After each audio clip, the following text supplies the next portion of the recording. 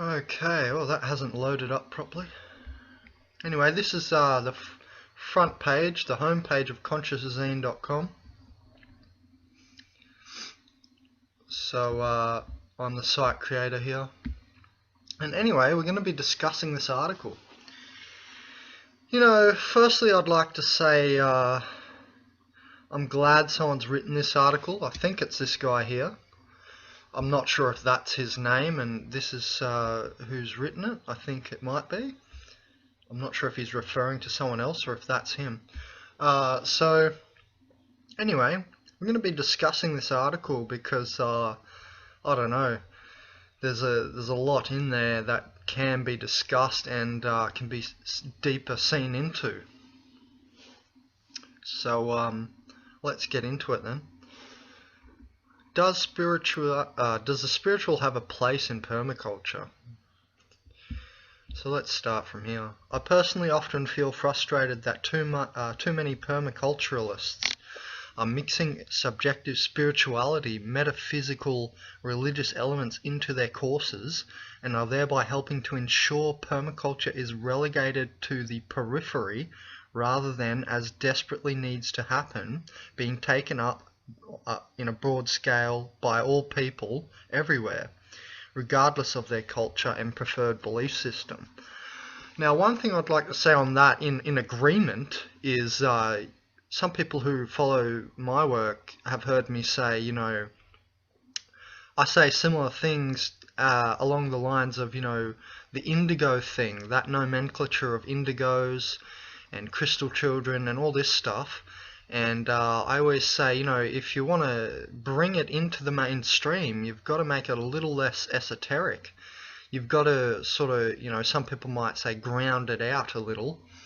And, you know, I've done that. I've made a Christian children video and I've said, you know, how it's got nothing to do with their eyes or, you know, if they have beautiful blue eyes yet black skin or something like this. It's got nothing to do with that. It's about the upper Tanchen or upper Danjian being open and active. So the crystal room, get it? Crystal children, crystal room.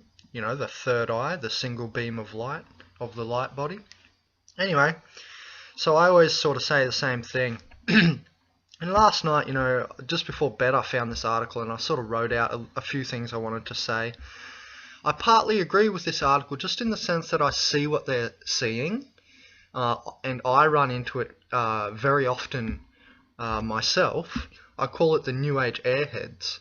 But, and it's a huge but, I'm here to show and make seen the parts that the writer of the article and all those rigidly agreeing with him can't see.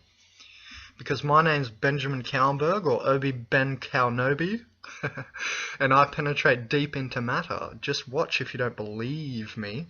And that brings us to my first point. I like what Anton Wilson said in Cosmic Trigger. He doesn't like to believe anything. If you hold a belief, it kind of limits you and can stop the whole of reality from pouring through you. Terence McKenna called answers the thrill that kills.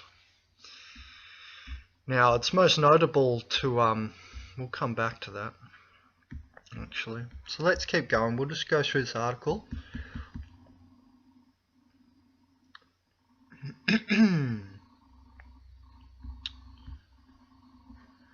The concern is that permaculture design courses, which are typically run over 10 days or 2 weeks as residential courses, are being diluted and compromised by some teachers who include time or even give classes on spiritual beliefs and practices, including shamanism, yoga, and other aspects of New Age or Earth religion. I think he's already started to stuff this up when he's included shamanism there.